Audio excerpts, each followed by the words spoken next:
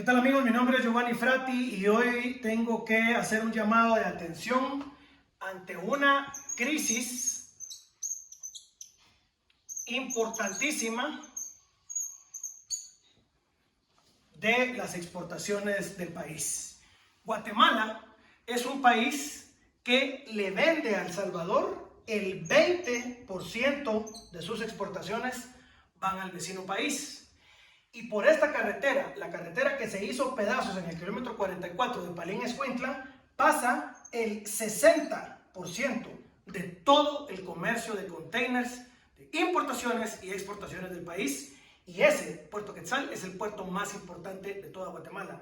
Y la frontera con El Salvador, la frontera Pedro Alvarado, es la segunda frontera más importante del comercio internacional de Guatemala. Hoy, que estamos 15 de julio del 2024, la frontera Pedro Alvarado con El Salvador lleva 5 días de estar cerrada, primero porque hay problemas con el puente y segundo, cuando usted hace pedazos la carretera principal de exportaciones del país y no la repara, y este problema lleva un mes de no repararse, crea un problema de logística no solo en esta carretera, sino en todo el país. Porque en todos los mercados, que son más de 400 mercados cantonales de toda Guatemala, mucho del comercio que entra por Puerto Quetzal es lo que se vende en esos mercados.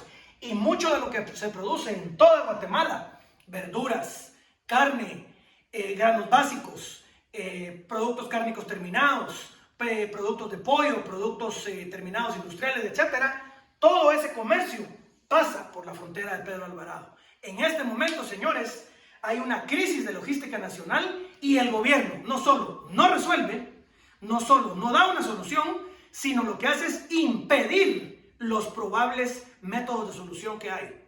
¿Por qué lo estoy diciendo?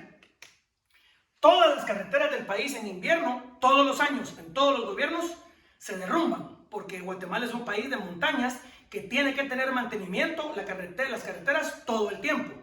Solo Covial tiene un fondo de 1.200 millones de quetzales y no se ha ejecutado ni el 12%. Y solo el Ministerio de Comunicaciones tiene un presupuesto de 6.200 millones de quetzales y no se ha ejecutado ni el 30%. Eso quiere decir que empezamos a tener fallas en todos los sistemas de logística del país porque las carreteras no están siendo reparadas. Aparte, súmele a eso que tenemos una inflación que ha superado el 9%. ¿Qué es la inflación? La inflación es un fenómeno monetario causado por el Estado, que es que cuando el Estado, como lo hizo Yamatei en toda su responsabilidad, con el delincuente de González Richie, que ahora está en el Banco de Guatemala, que debería estar preso, por eso que hizo cuando fue ministro de Finanzas de Yamatei, el gobierno de Yamatei imprimió 11.000 millones de quetzales en respaldo. Eso impactó a toda la economía nacional y hizo que la inflación subiera.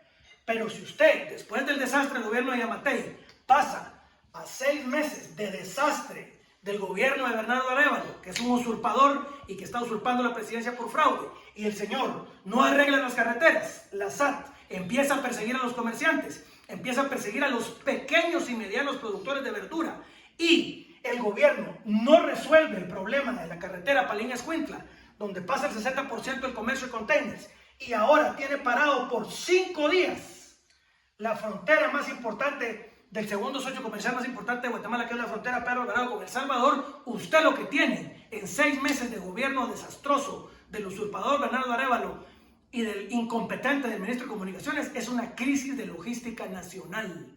Señores del gobierno, dejen de estar poniendo denuncias falsas, dejen de estar haciendo TikToks, dejen de estar cometiendo estupideces, y si van a usurpar el poder, por lo menos resuelvan esto, que le afecta la comida y el bolsillo al 80% de la población. No puede Guatemala tener una crisis inflacionaria, una crisis en una frontera y una crisis en el puerto más importante del país y en la carretera más importante del país, y encima se dan 2 rutas alternas, una por la carretera R14 entre los volcanes y otra por la antigua carretera Escuintla, y esas 2 carreteras pequeñas también están colapsando. Señor usurpador Bernardo Arévalo, haga su trabajo, deje de dar conferencias de prensa y excusas estúpidas y dése cuenta el problema que le está causando a todo el país.